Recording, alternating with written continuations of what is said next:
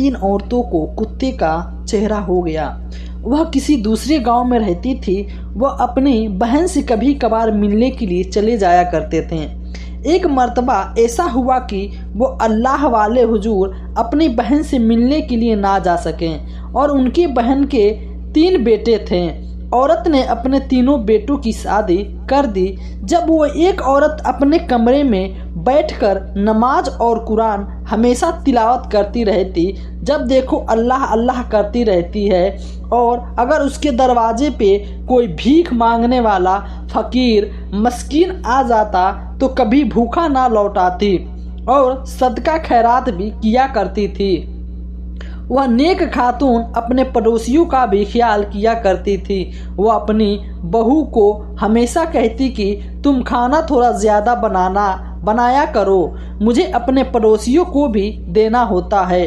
वह एक औरत अपनी बहू को सुबह सवेरे उठा देती रहती कि उठो, नमाज पढ़ो, कुरान पाक की तिलावत करो और घर की सफाई करो।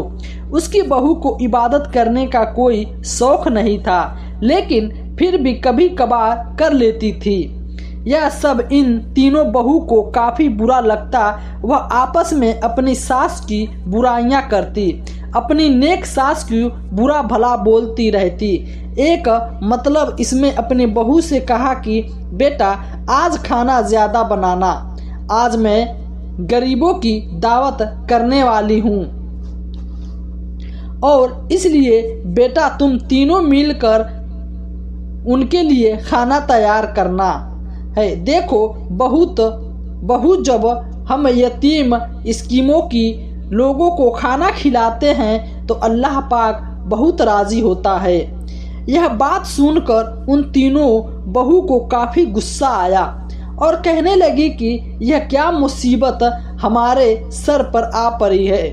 कहने लगी कि जब से हम इस घर में आई हैं, यह कभी गरीबों को बुलाती है, कभी मिस्कीनों को बुलाती है और कभी बेवाओं को बुलाती है। इसने एक औरत की तीनों बहनें उनके बेटों के कान में बात फूका करती थी। एक दिन वह नेक औरत अपने कमरे में इबादत करने के लिए चली गई और वह तीनों बहू अपने बैठ गई। एक बहू बोली कि मैं इस पे काफ़ी तंग आ गई हूँ, पता नहीं ये कब मरेगी। दूसरी बोली यह रोज़ रोज़ हमसे खाना बनवाती है, मेरी नाक में दम कर दिया है इसमें। और तीसरे नंबर वाली बहू छोटी कहने लगी कि यह चली ही जाए यहाँ से तो बहुत अच्छा हो जाए। एक दिन छोटी बहू ने झूठ मोटे कि अपने हाथ के पट्टी बांध ली और जब शाम को शौहर घर आया तो उसके सामने रोने लगी। शौहर ने बीबी के हाथ के ऊपर पट्टी देखी तो वह परेशान हो गया और रोकर कहने लगी कि आज माँ जी ने 50 लोगों का खाना मुझसे बनवाया और सारे घर का काम भी हमसे ही करवाया और हाथ जल गई और पट्टी हाथ जल गया और काफ़ी दर्द कर रहा है। घर में नहीं रहना, क्या आप अपनी माँ को अपने भाई के घर चले जाओ। बेटा तुम लोगों को होते हुए मैं कहीं नहीं चली जाऊं। बेटा के कहने लगा कि जी आप चली जाएं या फिर हम कहीं और चले जाते हैं। माँ ने बेटे को बात सुनकर बड़े बेटे की तरफ देखा। वह भी अपनी बीबी की जुबान बोल रहा था। कहने लगा कि कभी मिस्कीनों को बुलाती हो, कभी गरीबों को बुलाती हो और खाना खिलाती हो। इतना सारा खाना तुम हमारी बीवियों से बनवाती हो। अपने भाई के घर चली जाओ, वहाँ पे सदका खैरात करो और वहाँ पर बैठकर तकलीफ करो। माँ ने देखा कि इसके सारे बेटे अपनी बीवियों की तरफदारी कर रहे थे। माँ ने कहा कि ठीक है, मैं बेटा चली जाती हूँ और बेटा मैं तुम तीनों को तकलीफ नहीं देख सकती। बेटों को यही लग रहा था कि माँ अपने भाई के घर जा रही है। माँ ने अपने कपड़े उठाने और चल पड़ी और कहाँ जा रही थी किसी को कुछ पता नहीं था। वो कहाँ जा रही थी इसको खुद भी पता नहीं था, लेकिन वह अपने भाई के घर नहीं जा रही थी। वह बिना वजह अपने भाई को परेशान नहीं करना चाहती थी, क्योंकि भाई दिन के कामों में और तकलीफ की काफ़ी मसरूम रहते थे। और वह पूरी औरत चलती जा रही थी कि रास्ते में आपके साथ कोई नहीं। यह सुनकर वह औरत खामोश हो गई। नौजवान बोला कि कोई बात नहीं माँ जी, आप मेरे साथ लिए और मेरे घर में रहिए, मैं अपने घर में अकेला रहता हूँ। इस तरह वह नेक नौजवान इस बूढ़ी औरत को अपने घर ले आता है। घर छोटा था लेकिन सुकून वाला था। नेक औरत बोली कि बेटा तुम अकेले रहते हो? नौजवान बोला, जी माँ जी, मैं अकेला ही यतीम हूँ, मेरा कोई नहीं है और आज से आप भी मेरी माँ हैं। इस बूढ़ी औरत ने अल्लाह पाक का शुक्र अता किया और कहने लगी कि बेटा मैं नमाज पढ़ना चाहती हूँ।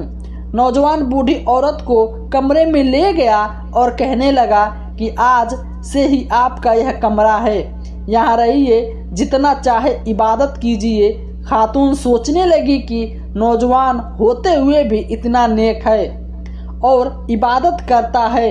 वह नेक नौजवान घर में इबादत करती और कभी कभार घर से बाहर निकल जाता। वह बूढ़ी औरत इस लड़के से कुछ भी ना पूछती। वह खामोशी हो गई थी। जिसके बेटे जिसको घर से निकाल दे वह वाला दूसरे किसी से कैसे सवाल कर सकती है। वह औरत अलग अलग से दुआ करने लगी कि अल्लाह तू जानता है कि मैं गरीबों मिस्कीनों को खाना खिलाती हूँ, लेकिन मैं अपने बेटे को कोई बद्दुआ नहीं देती। मैं उनसे कोई शिकवा भी नहीं करती। बस दिल तो इस बात पर उदास है कि मैं यहाँ पर किसी को खाना नहीं खिला सकती। अल्लाह तू मुझे किसी का मोहताज ना करना, हमेशा अपने खजाने से अता करना। बस यही सोच रही थी कि दरवाजे पे दस्तक हुई। औरत ने दरवाजे पर देखा कि छोटे से बच्चे फकीर और जातीन थे। औरत ने बोला कि आप यहाँ क्या कर रहे हैं? बच्चे बोले कि हमें पता चला है कि यहाँ पर खाना खिलाया जा रहा है। बूढ़ी औरत बोली, बच्चों मैं तो खाना नहीं बनाया है और मेरे पास तो खाना भी नहीं है। वह बच्चे बोले कि आप कैसी बातें कर रही हैं? बाहर जाकर देखिए कि बड़ी बड़ी ढेकों में खाना बन रहा है। नेक औरत ने बाहर आकर देखा तो बड़ी बड़ी खानों में खाना बन रहा था। खाना कौन पका रहा था इस बात का किसी को कुछ नहीं पता था। वह नौजवान भी वहां पर मौजूद नहीं था। बूढ़ी औरत ने सब बच्चों के साथ मिलकर खाना खाया और अल्लाह पाक का शुक्र अता किया कि अल्लाह तेरा शुक्र अता है। मैं तो इस बारे में सोच रही थी कि आपने मेरी दुआ कबूल कर ली। बूढ़ी औरत को लगाकर शायद दस्तरखान एक दिन के लिए ही लगा है, लेकिन ऐसा नहीं था। बड़ी बड़ी डेकों में खाना बन रहा था और बच्चे पूरे औरतें यतीम मिस्कीन खाना खा रहे होते थे। जब खाना बन रहा होता था तो नेक नौजवान वहाँ पे मौजूद नहीं होता था। कुछ राज ऐसे होते थे जिनको खोलना मुनासिब नहीं होता, इसलिए ही वह औरत खामोश थी। इसने किसी से कुछ नहीं कहा और बात का चर्चा हर तरफ हो गया। हर गांव में हो गया, इस गांव में भी हो गया जहां पर इस औरत के 3 बेटे रहा करते थे। उसकी बहू ने आपस में बात की कि जंगल में एक ऐसा घर है कि जहां हर वक्त खाना ही बनता रहता है और वहां पे वह लोग खाना खाते हैं जिनके घर में खाना नहीं होता, जो गरीब होते हैं, बस मिस्कीन होते हैं, बच्चे पूरे औरतें फ़कीर, वह सभी वहाँ पे खाना खाते हैं। वो आपस में कहने लगी कि हम भी देखकर आते हैं कि कौन इतना अमीर है जो रोज दस्तरखान लगा लेता है। एक दिन वह अपने शौहरों से छुपाकर वहाँ पर चली गई। तीनों बहुएं जब आई तो एक छोटा सा घर था। उसके बाद दस्तरखान लगा हुआ था। बड़ी बड़ी देखो में खाना बन रहा था। इस घर में कौन मौजूद था यह तीनों में नहीं जानती थी कि और इन तीनों औरतों को भी खाना खाने के लिए बुलाया गया। तो इन तीनों ने अजीब सा मुंह बना लिया और कहने लगी कि यह सब का खैरात वाला खाना हम नहीं खाते, हम तो यतीम या गरीब थोड़ी हैं। बुलाने वाली कोई बेवा औरत थी, कहने लगी कि ऐसा नहीं है, यह खाना काफ़ी शिफा वाला है। इस खाने को जो भी खाता है वह शिफा जब हो जाता है।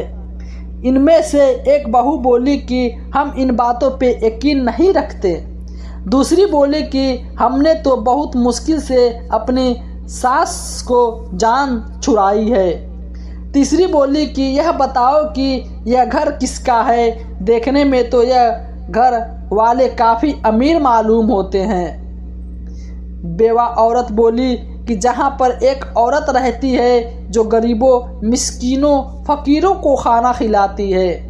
बहू ने जब यह सुना तो वह डर गई कि कहीं वह हमारी सास तो नहीं है जो यहाँ पर भी आकर गरीबों, मिस्कीनों को खाना खिला रही हैं। वह सोचने लगी कि यह तो अपने भाई के घर में चली गई थी। फिर इन तीनों ने कहा कि आओ घर के अंदर देखते हैं। वह तीनों अंदर घर के अंदर आई। बुजुर्गों का चेहरा नूरानी था, उनके चेहरे पर काफ़ी नूर था। औरतें को देखकर काम गई। बुजुर्गों ने पूछा कि आप लोग कौन हैं? औरतें बोली कि कोई भी नहीं, बस हम तो यह खाना खाने के लिए आई हैं। बुजुर्ग ने बोला तो आप लोगों ने खाना खा लिया? इन लोगों तीनों ने एक जबान होकर सफ़ेद झूठ बोल दिया कि जी खा लिया है।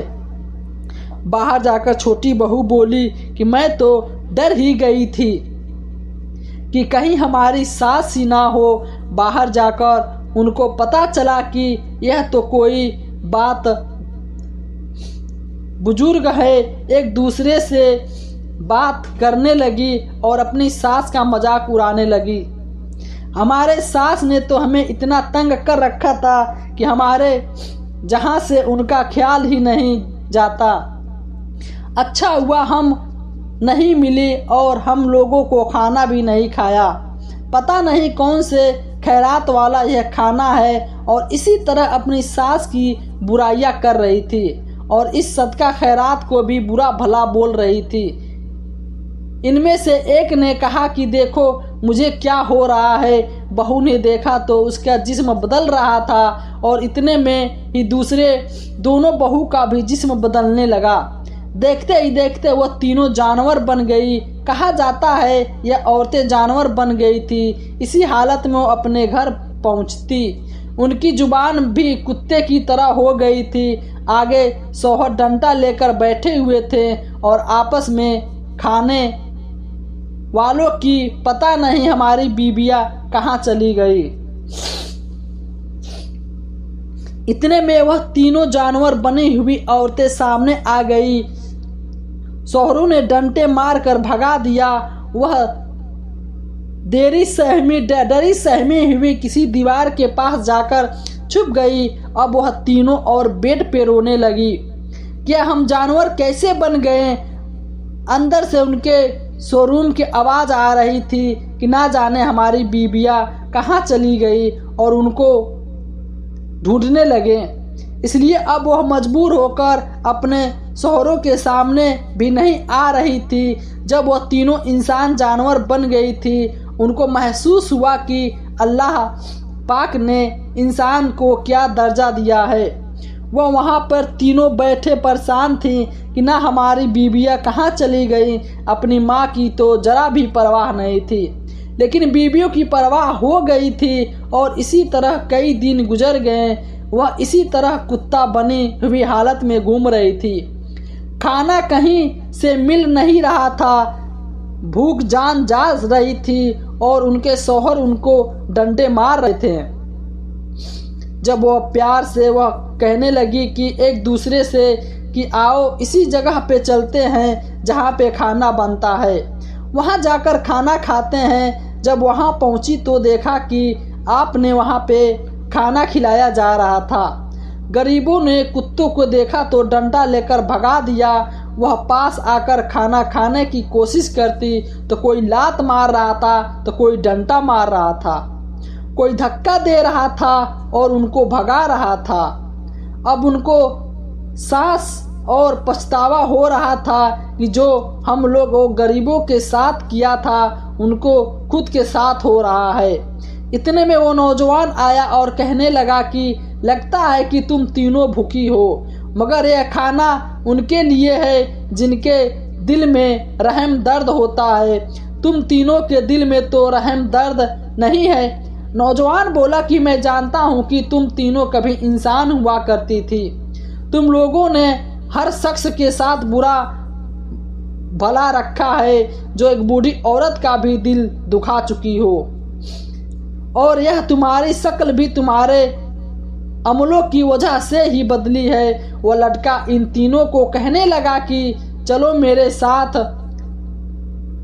वो उनको इस कमरे में ले आया जहाँ पे बुजुर्ग के इबादत कर रहे थे।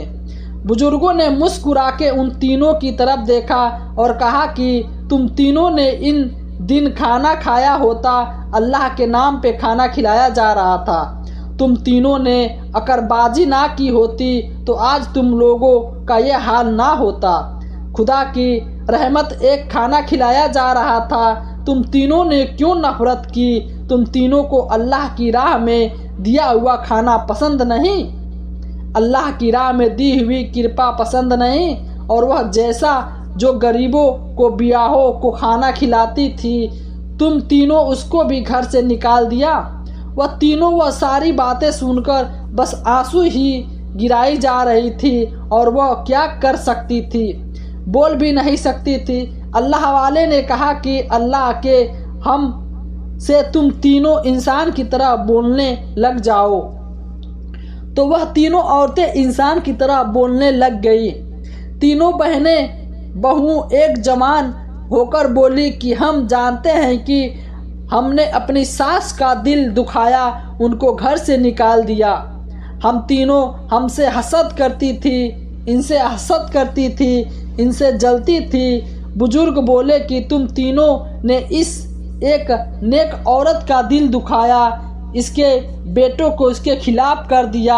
अपनी बहू के बारे में इल्म हुआ था तो अपनी बहन के पास एक विकास आदमी भेज दिया जो उनकी बेटों की तरफ मदद करता, उनका ख्याल रखता है। मुझे अपने इल्म के जरिए पता चल चुका था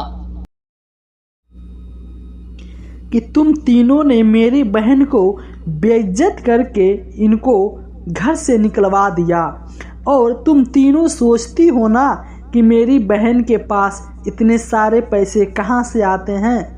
यह इतना सारा खाना बनाकर कैसे मिस्कीन और को अल्लाह के नेक बंदे और की राह में पैसा खर्च करती है, तो इसके बदले अलग अलग कर देता है, वह भी अल्लाह ताला का करम है। और यह जो तुम्हारा हाल बना हुआ है उसकी कोई बदमाश शामिल नहीं है। अगर तुम उस दिन खाना खा लेती, गुरूर तो ना करती, अल्लाह की राह में दे दी और खाने पे नफरत ना करती, तो आज तुम्हारा ये हाल ना होता।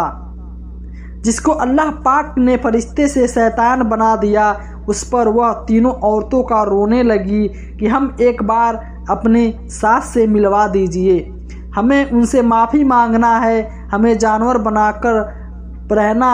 अल्लाह पाक ने हमें इंसान का क्या मतलब होता है। इतने में वह बूढ़ी औरत आ गई। वह तीनों बहू अपनी सास के कदमों में गिर गई और रो रो के माफ़ी मांगने लगी। हमें माफ़ कर दीजिए, बस एक बार आप हमें माफ़ कर दीजिए। कभी भी बद्दुआ नहीं की और बेटा माफ़ करना ना करना अल्लाह के हाथ में है। और बेटा सदका करना इंसान को बड़ी बड़ी बीमारियों से, मुश्किलों से बचाता है। बेटा मैं तो तुम लोगों के लिए ही ऐसा करती थी कि मेरे बच्चे, मेरे बहू हैं, इन बीमारियों से, इन मुश्किलों से हमेशा बचे रहें। वह तीनों औरतें कहने वाली कि माँ जी आप हमें माफ़ करना, हमें इस बात की खुशी होगी। क्या आप हमें माफ़ कर दिया है?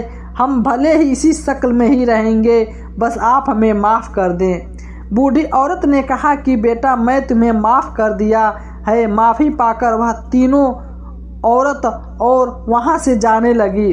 तो बूढ़ी औरत ने कहा कि बेटा रुको, मैं तुम लोगों के ऐसी हालत में नहीं देख सकती।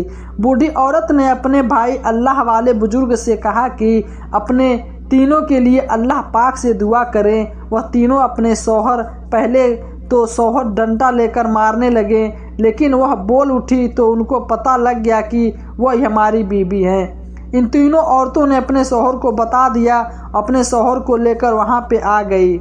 बेटे अपने माँ को देखकर काफ़ी शर्मिंदा हुई। अल्लाह वाले बुजुर्ग ने कहा कि तुम तीनों अपनी माँ के साथ क्या किया है?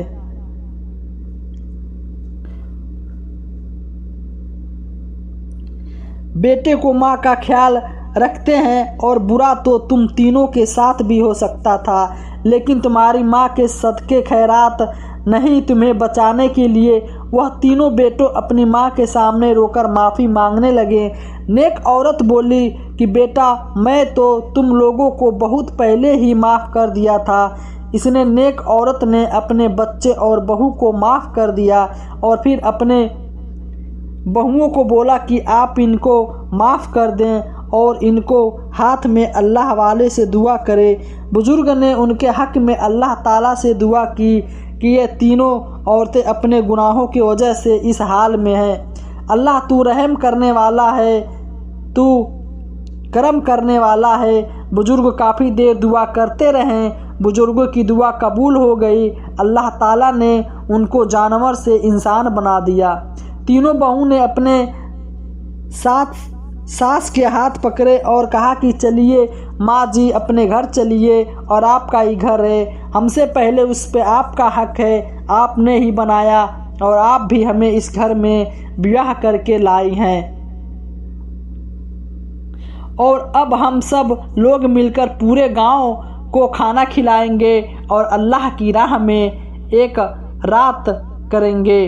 तो प्यारे नाजरीन, अगर यह स्टोरी अच्छी लगी है तो मज़ीद ऐसी तरह वीडियो देखने के लिए हमारे चैनल को ज़रूर सब्सक्राइब करें। इस वीडियो को आगे भी शेयर करना मत भूलिएगा।